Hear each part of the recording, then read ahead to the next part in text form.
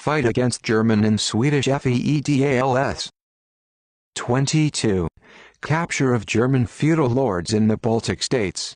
The offensive of German knights to the east. At a time when the hordes of Mongols were coming on our country from the east, from the west it was endangered by a lot of German and Swedish crusaders. In the XI century, German chivalry, in search of new lands and serfs, led the offensive to the east. The southern coast of the Baltic Sea, from the Vistula to the mouth of the Elbe, was inhabited at that time by the Western Slavs. Western Slavs were pagans. Therefore, the German knights covered their aggressive plans with the desire to convert the Slavs into Christianity. The Germans attacked the Slav lands, built locks on them, swung the Slavs with sword and fire, and turned them into their serfs. Gradually, all the Slavic lands east of the Elbe to Poland and Lithuania were captured by the Germans. They partially exterminated the Slavs, the rest were enslaved. After the capture of the West Slavic lands, the German knights directed their efforts to the eastern and southern coasts of the Baltic Sea. Here lived the Lithuanian tribes, and in the neighborhood with them lives, from here, Livonia, or Livonia, and to the north, as Estlandia, or Estonia. The country inhabited by these tribes was generally called Livonia by the name of Liv. The land on the western Dvina depended on the Polotsk, Russian princes, to which the inhabitants paid tribute. Tribes living to the north, were dependent on Novgorod. Order of the Sword Bearers. In the XI century, German merchants penetrated into the Baltics to buy up furs and set up trade settlements near the mouth of the western Dvina. In order to establish themselves more firmly on foreign soil, the Germans used the Christian religion. Missionaries were sent to Lea wanting to preach Christianity. The sermon was not successful. Then the Germans, with the support of the Pope, declared a crusade against the Livonians. The merchants of the northern German cities, interested in the conquest of Livonia, provided the crusaders with ships. When the bishop appointed to Livonia arrived with a detachment of crusaders, Livonians began to tell him, "Let the army go home," convincing words and not with sticks. In a fierce battle, the German knights defeated the Livonians, but the horse brought the bishop himself into the ranks of the enemies, and he was slaughtered by them. The Germans cruelly vindicated, devastating the country and forcing the Livonians to be baptized. In the XIV century. Thus, in the XIV century, the Russian lands were divided into three parts. Northeastern Russia, the Vladimir Suzdal land, with all the princedoms and Novgorod included in it, was under the rule of the Golden Horde. Southwestern Russia, the principalities of Kiev, Chernigov, Smolensk, Polotsk, Vladimiro-Volinsko went under the rule of Lithuania. As for the Galician Principality, in the middle of the 14th century, it was taken over by Poland. By the XV century, Eastern Slavs formed three great people. Each of them had his own language. The Slavic tribes that lived between the Oka and the Volga and to the north of the Volga, with the political center in Vladimir, formed the Great Russian, or, as we call it, the Russian nationality. Those who lived between Pripyat and the western Dvina and depended on Lithuania, formed the Belarusian nationality. In the South Russian lands, with the center in Kiev, there was a Ukrainian nationality. Union of Lithuania with Poland. The successor of Olgierd on the Lithuanian throne was his son Jagiello. With it, Lithuania united with neighboring Poland. This prompted both states to unite their forces to fight the Teutonic Order. In addition, Jagiello hoped this way to strengthen his power within the country. Polish pans, not being able to fight the Germans, suggested that Jagiello marry the Polish Queen Jadwiga and unite Lithuania and Poland into one state. For greater strength of the union, Jagiello had to convert his subjects into Catholicism, which was the dominant religion in Poland.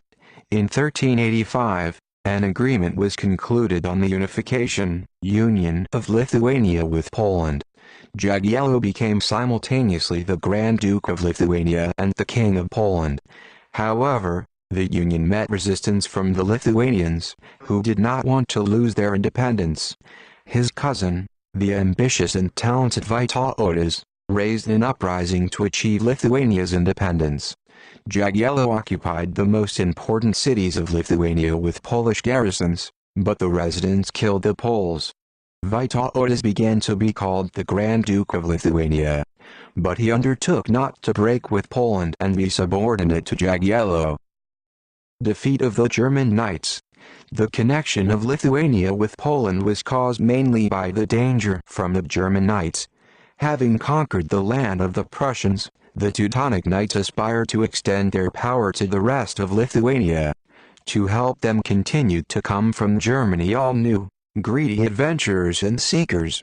In the XIV century, the Germans conquered the lands of the Lithuanian tribe of Zamuti, to which they attacked more than once. Jmud lived along the lower course of the Neman, in the neighborhood of the Prussians. The cruelties and extortion of the knights caused a number of desperate uprisings from the Zamuti. Crowds came out of the woods, attacked the newly built castles, burned them, beat and captured garrisons. Jmud turned to Vytautas and other princes for help. "Listen to us, the oppressed, exhausted," they wrote. "The order brought us to the point that we must either walk the world or rob us to exist. All the fruits of the earth and the hives are taken from us by the knights. They do not allow us to beat any animals, catch fish, or trade with neighbors. Every year our children are taken hostage, our elders were taken to Prussia, others were burned with all the kind of fire. Remember that we are people, not beasts." The German offensive threatened the loss of independence for the entire Lithuanian Grand Duchy and neighboring Russian principalities. Vytautas in relation to the Germans held a dual policy. He entered into peace treaties with them, then supported the insurgent rascals. However, the danger on the part of the Germans forced Vytautas, together with Jagielo, to openly oppose the Knights in 1410. The main force of the joined forces was Russian, Belarusian and Ukrainian regiments, Smolensk, Polotsk, Kiev and others.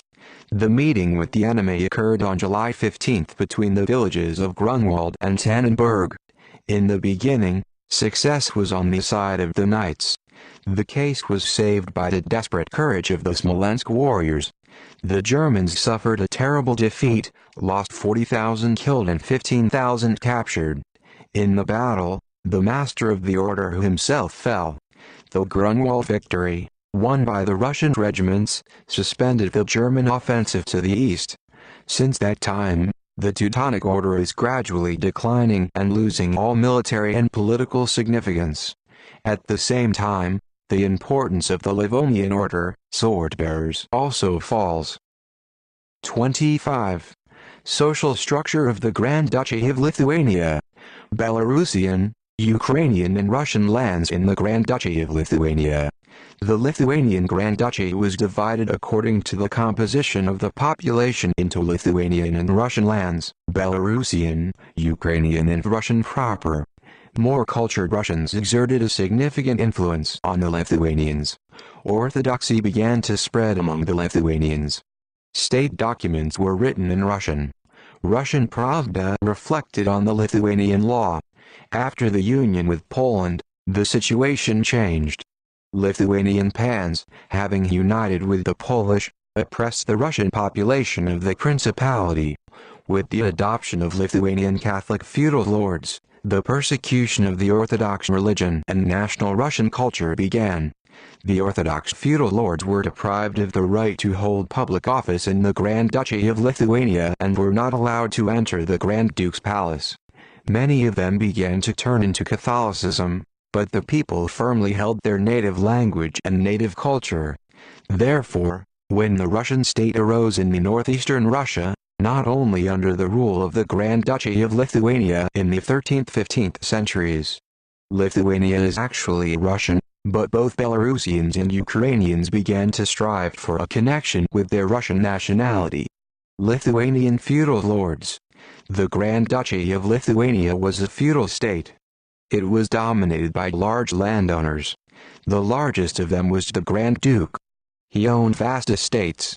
The peasants who lived in these estates bore serf jobs in the Grand Duke's estates and paid the Grand Duke a loan in money and food.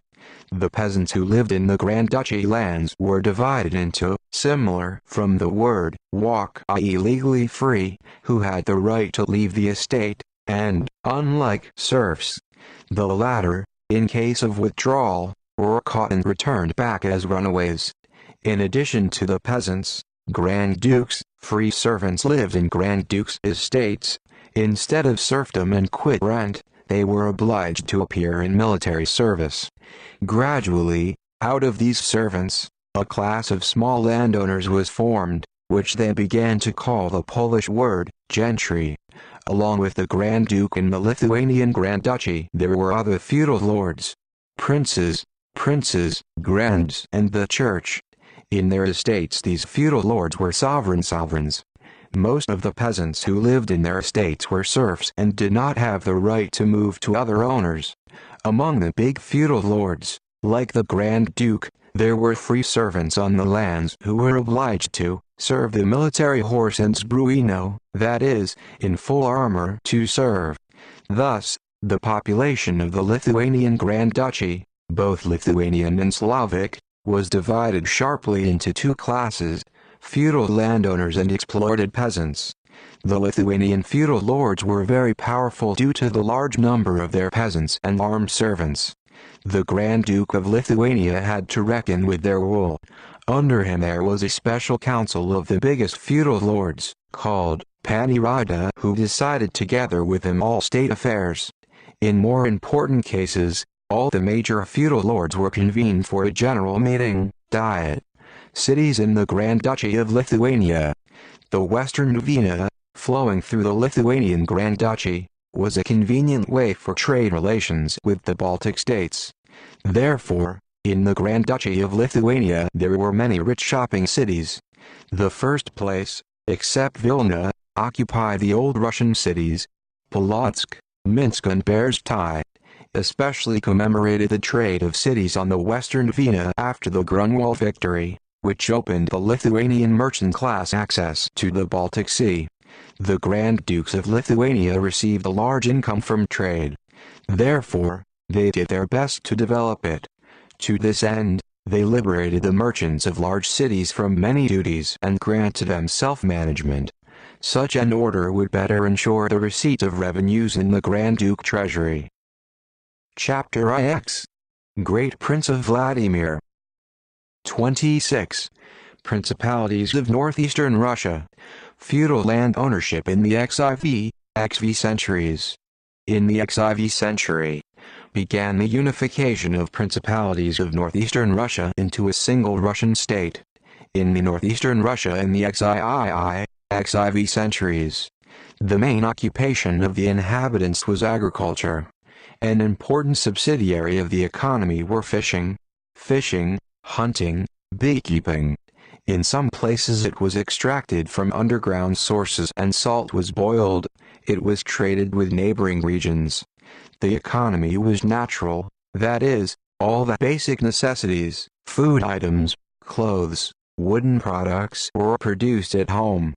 Trade was little developed. The market was mainly used for imported goods, which were not in their own economy. The main subjects of trade were foreign goods, which, because of their high price, were not available to the broad masses of the population and were bought only by feudal lords. Low fertility areas bought bread in those lands where it was surplus. In some areas, marsh ore was smelted. Iron and products from it went partly also for sale. This limited the trade relations between the regions. With the weak development of trade in money in circulation was very little. In the XIV century, most of the land belonged to feudal lords, secular and ecclesiastical, princes, their boyars and servants, monasteries and other church institutions. The lands belonging to the feudal lords on the right of full ownership were called patrimonies, because they could inherit from father to son. The feudal lords were small princes in their patrimonies. They had the right to judge all those living on their lands, could subject them to corporal punishment and even appropriated the right to execute their subjects. They collected taxes from the population of their fiefdoms and levied duties on it. The local prince could not interfere with the orders of the feudal lord. He could not send to him, for anything, neither his judges nor the collectors of tribute. Boyars and other feudal lords distributed land to their servants, in the estate, i.e., use, for military service. Military servants were needed for the feudal lords both for war and for keeping the population of their patrimonies in a state of obedience. Their patrimonies feudal lords constantly sought to increase at the expense of free peasantry. Monasteries were especially active in this respect. Monasteries usually arose in a remote, sparsely populated area. The monks attracted peasants here and they cut down forests and planted arable land with their hands. Monasteries colonized vast unoccupied spaces, contributing to the economic development of the country. This was the positive role of the monasteries at the time. But the colonization activity of the monasteries was accompanied by the cruel exploitation of peasant colonists, who were settling on monastic lands. If in the neighborhood with the monastic estate lived free peasants, the monks tried to force their lands, and they were forced to work for the monastery. Rich and populous monasteries have acquired great political significance. In the XIV century, in the neighborhood with Moscow monk Sergius of Radonezh, the Trinity Monastery was founded, now the city of Zagorsk. This originally poor monastery, standing in a dense forest, became the richest of all the monasteries of northeastern Russia. Peasants in the XIV centuries. All the work on the feudal household was conducted by peasants who lived on his land. They set up mansions in the manor yard, made tents around the yard, ponded the ponds, plowed the arable land, sowed, stung and brought rye to the manor yard, mowed the hay, baked bread, brewed beer, spun the flax that the landlord gave them, hammered palisade in the river for fishing, went to raid on bears, foxes, moose, etc. Such were the various types of corvée at that time, that is, work for the master. Above the corvée was paid a quit rent. On large holidays the peasants brought to the master what's in their hands: eggs, cheeses, baked bread, brought from the whole village a cow or several rams. Sometimes corvée was completely replaced by a certain quit rent, rye and oats. When the owner came to the village, the peasants had to feed him and all his entourage, put enough beer, bread and drinks, fish and meat enough, and the horses of oats and hay are pretty. All these various and heavy duties the peasants had to bear unquestioningly, because the feudal lord was the master of the land on which they lived. It was difficult to get away from the tyranny of the feudal lord. The peasant, leaving, lost all his property. In addition, the landowners agreed among themselves not to accept the peasants who had left their masters. Often the landowners even forcibly kept the peasants. If the peasant still managed to leave, he fell into the same bondage to another landowner. The peasants lived in disjointed villages in 2 or 3 courtyards. It was difficult for them to unite for a common speech.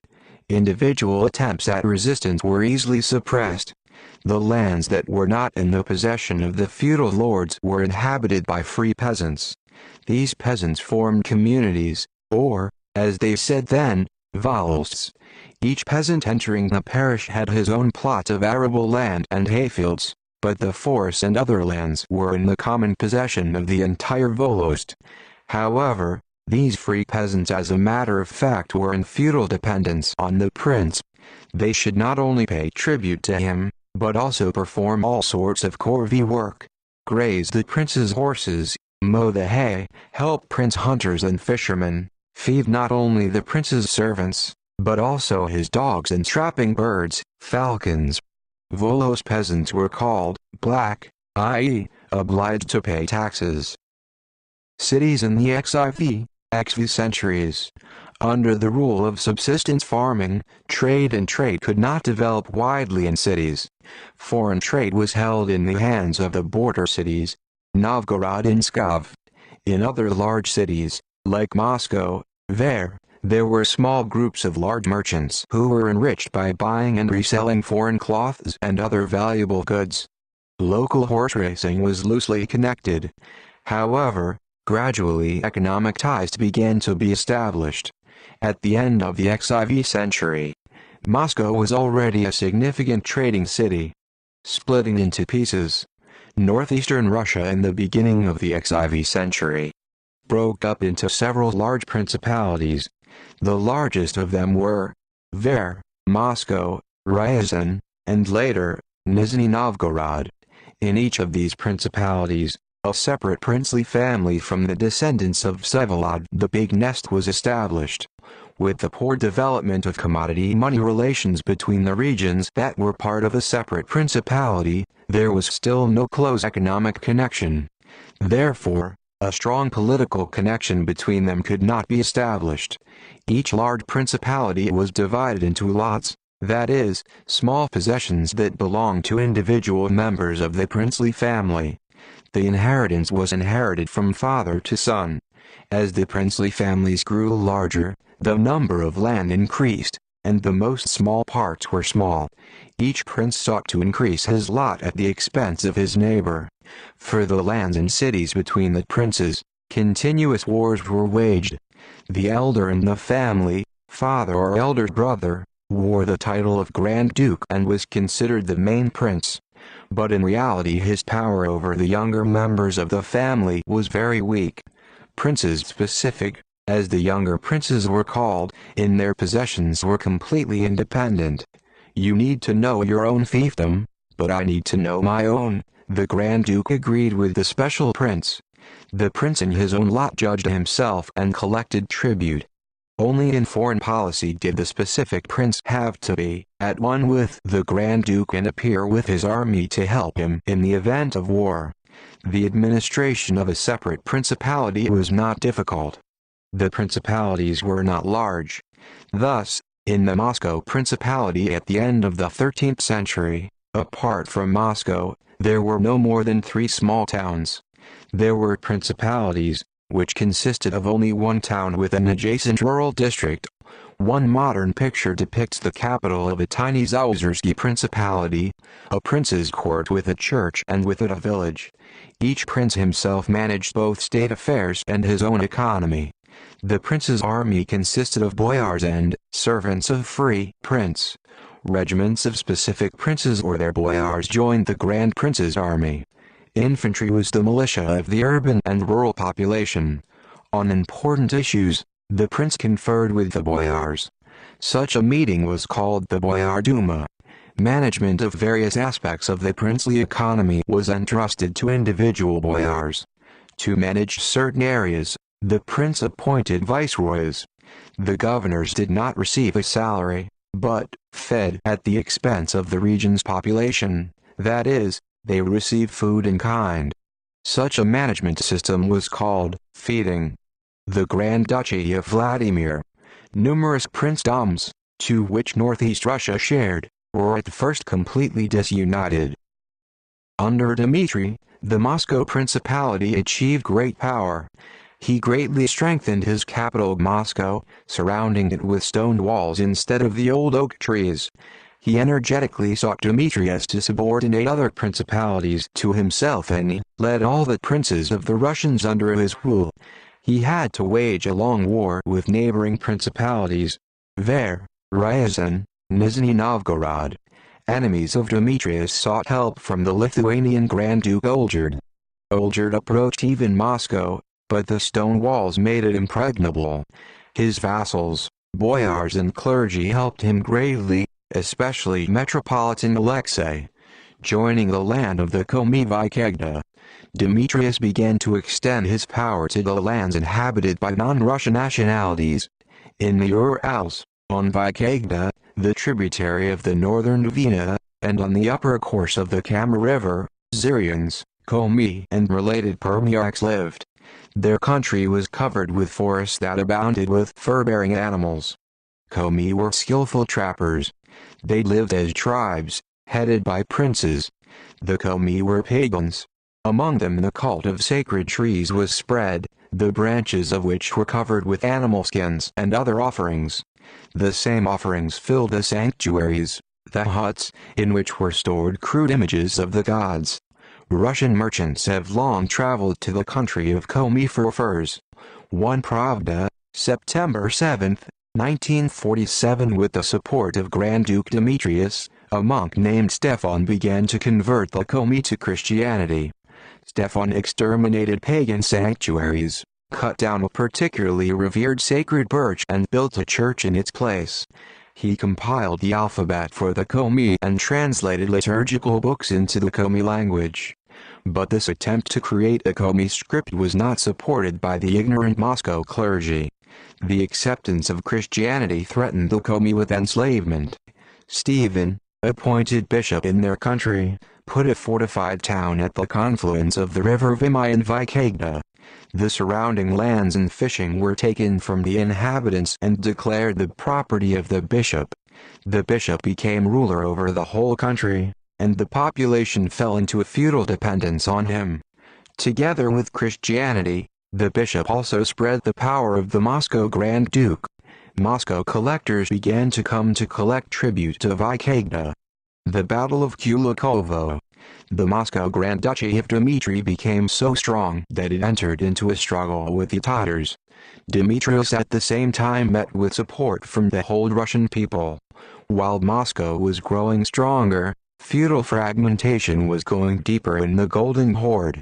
In separate parts of the Golden Horde, independent khans emerged who challenged each other's power.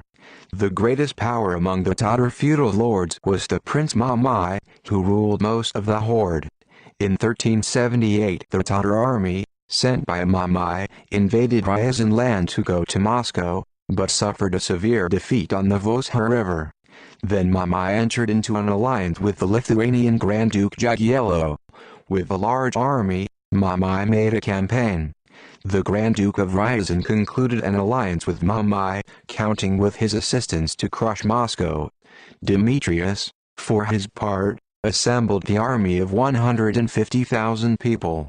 Under his banner a large number of Russian princes appeared. Also joined were 2 Lithuanian princes, the sons of Olgierd, with whom the Belarusian regiments came. With these troops, Dmitry crossed the Oka and reached the Don. Here he assembled a military council. A dispute arose. Some said, "Go, Prince, for the Don," and others objected, "Do not go, because there are many enemies." Demetrius decided that it would be better to cross the river and force the Tatars to engage in battle before they joined with Jagiello, who went to help.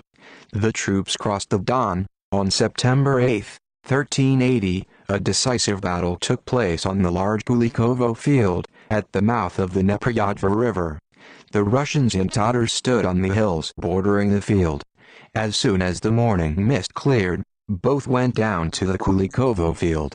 Encouraging the army, Dmitry turned not only to the princes and boyars, but also to the young ignorant people, the peasants' sons from young to old, of whom the bulk of his troops consisted. The battle began. The blood poured in the space of several versts. The horses barely stepped among the bodies of the corps. The warriors perished under the hoofs, gasping for breath. First, the Tatars overcame. But in the ambush stood a detachment of Russians under the command of his cousin Demetrius, Vladimir Andreevich Serpukhowsky and Volyn Voivode, Bobroka. The detachment tore into battle, saying, "How long should we stand here? What kind of help is from us?" But Bobrok, waiting for a convenient moment to attack, kept the warriors, especially as the wind blew into the Russians' face. When this moment came and the wind changed, he said, "Now it's time." The ambush regiment rushed into the battle. Appearance at a decisive moment behind the Tatars of fresh forces decided the outcome of the battle in favor of the Russians. The Tatars fled. The Russians pursued them and captured the Tatar camp. Demetrius for the victory on the Kulikovo field was nicknamed Donskoy. Jagiello did not dare to fight the victors and went back to Lithuania. Soon, Mamai fell in the fight against the new Khan Toktamish. Having defeated Mamai, Toktamish suddenly came to Moscow in 1382. Captured unawares, the Grand Duke Dmitry left for the north to gather troops. After him, the boyars wanted to escape from the city. Then an uprising broke out in Moscow. The Muscovites placed a guard in the gate and did not let anyone out of the Kremlin, except for the Grand Duchess and Metropolitan. When the Tatars tried to take the Kremlin by storm, Muscovites began pouring boiling water on them, throwing stones, and shooting with firearms. Tokhtamysh could not take Moscow. After a 3-day battle, the Tatars entered into negotiations and deceived the surrender of Moscow, vowing that they would not touch the city. As soon as the gates were opened, the Tatars broke into the Kremlin, interrupted his defenders, plundered and burned the city. After this failure, Demetrius still had to pay tribute to the Tatars. The Kulikovo battle, thus, has not yet liberated the northeast Russia from the Tatar yoke, but its significance was great. It showed the possibility of destroying the Tatars and the unity and solidarity of the forces of the Russian people. At the same time, she shattered the power of the Golden Horde. The center of the struggle for national independence was Moscow. Kulikovskaya battle but testified that in the east of Europe, the interests of defense against the invasion of the Turks, Mongols and other peoples of the East required the immediate formation of centralized states that could hold back the pressure of the invasion. 30. Feudal struggle in the first half of the XV century. Accession of the Nizhny Novgorod Principality.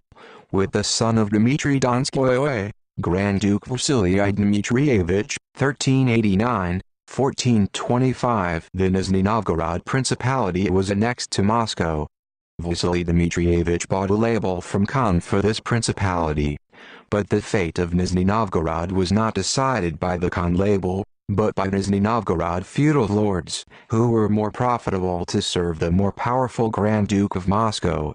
As soon as the Moscow regiments approached Nizhny Novgorod, the boyars of Nizhny Novgorod declared to their prince, "Lord Prince, do not rely on us, we are no longer yours and not with you, but against you." The Prince of Nizhny Novgorod was captured and exiled to imprisonment. Together with Nizhny Novgorod, there were also lands along the Oka, inhabited by Moldavians. The victory of the Grand Duke over the units in the Moscow Principality.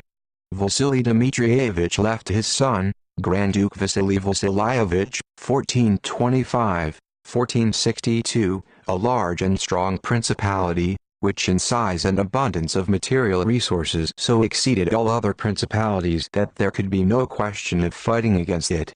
It remained now to destroy the feudal disunity within the Moscow Principality itself.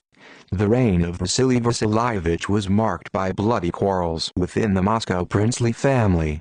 His uncle, the Appanage Prince Yuri Dmitrievich, was his rival for the great reign.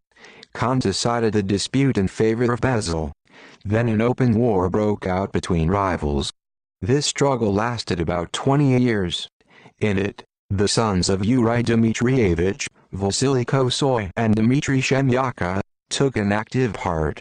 Several times Moscow passed from hand to hand.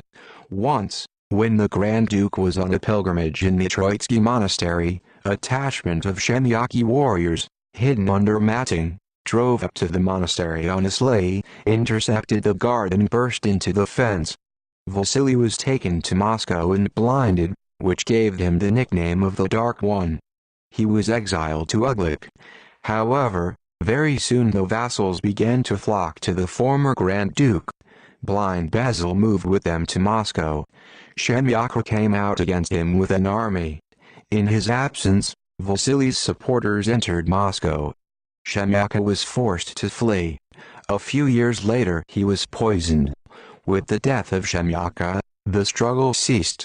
In the civil war on the side of the Grand Duke Vasily were not only secular feudal lords and clergy, but also the lower strata of the population, who suffered greatly from feudal wars.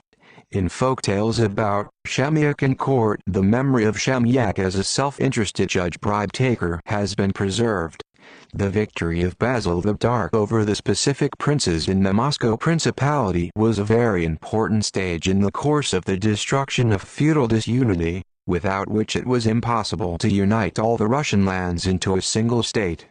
The struggle inside the princely family did not stop the further strengthening of the Moscow Principality. because at that time most feudal lords, especially free servants and churches, needed a strong state that would protect their interests, ensure their rights to the lands, protect these lands from invasion of enemies, keep their peasants in obedience. That is why the Moscow Grand Duke was so unanimously supported by his immediate vassals.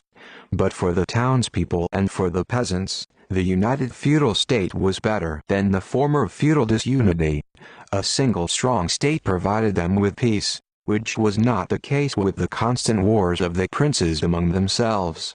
The development of trade has gradually eliminated the economic isolation of individual principalities.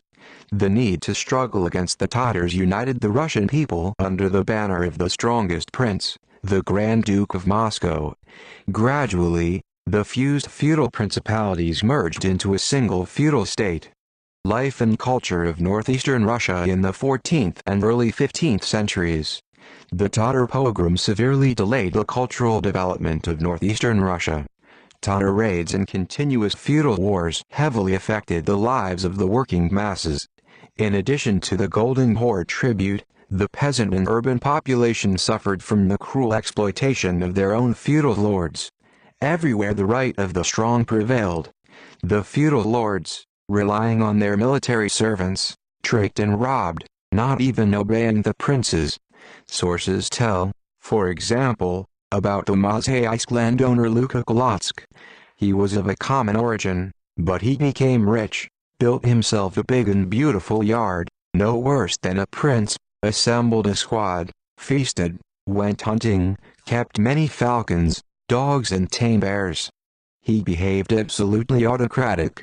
When the hunters of the Mozhaisk prince went hunting, Luke attacked them, beat them, took away falcons and dogs from them. The prince's ambassadors answered arrogantly and severely. The peasants suffered most from such arbitrariness of the feudal lords. In order to keep the lower strata of the population obedient, the princes used the most severe punishments: whipping, cutting off the tongue, ears, poking the eyes. During the struggle for land and power, the princes used equally cruel measures towards each other. From the XIV century, not preserved such magnificent monuments of art, nor such talented writings as from the 11th-12th centuries, before the Tatar invasion. Literate people were few. The Grand Duke Vasily the Dark One himself was unnude and illiterate. Among the population dominated by gross superstitions, belief in witchcraft. Suspects in witchcraft were burned at the stake. Nevertheless, the cultural life did not completely stop.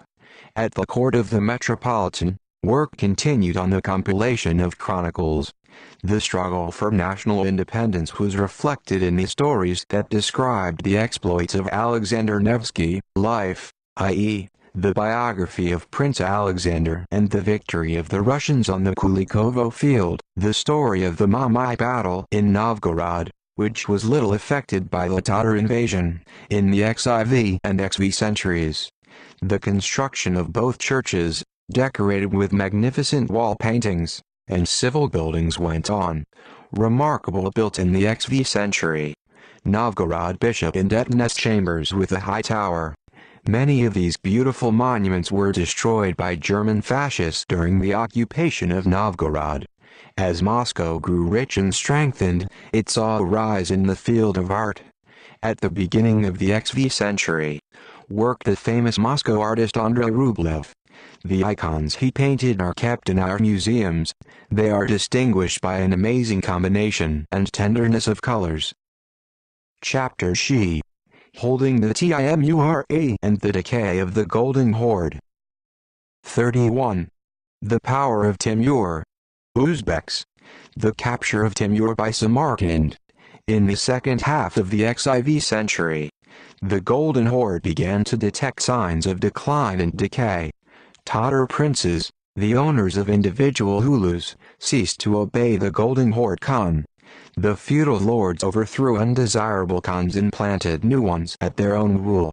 Quite often several khans fought among themselves for power. A heavy blow struck the Golden Horde in the late 14th century. In Central Asia, the powers of Timur, which included part of the possessions of the Golden Horde khans, In Central Asia in the XIV century, the process of feudalization made great progress. Large feudal land ownership was formed. The peasantry bore heavy obligations in favor of the Khan and other feudal lords. The feudal lords engaged in a struggle with the Khans. The eastern part of the Chagatai Ulus separated and formed a special state. In the western Chagatai, the Turkic tribes predominated, and the Mongols who lived here were subjected to Ujgurkano. In the middle of the XIV century, one of the Mongol Turkic feudal lords, Tamerlan, was nominated. A squad of several hundred people rallied around him. He enrolled with her in the service of the owner of Samarkand Hussein and participated with him in campaigns. Samarkand at that time was a large and rich city with a large handicraft and trade population. Samarkand artisans suffered much from the oppression of feudal lords.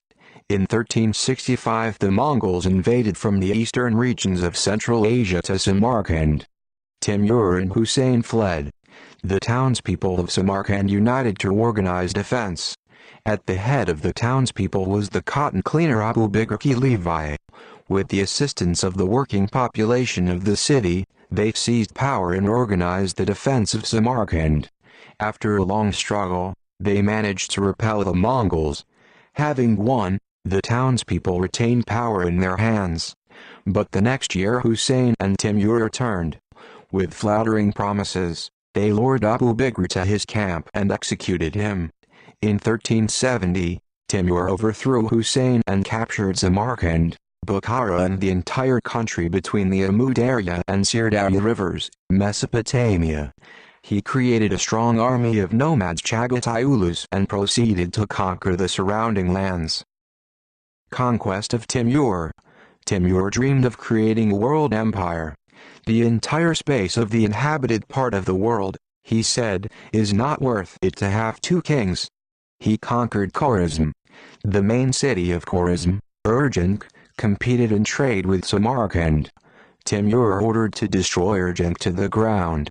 Part of the population was transferred to Samarkand, and the place where Urgenk stood was sown with barley.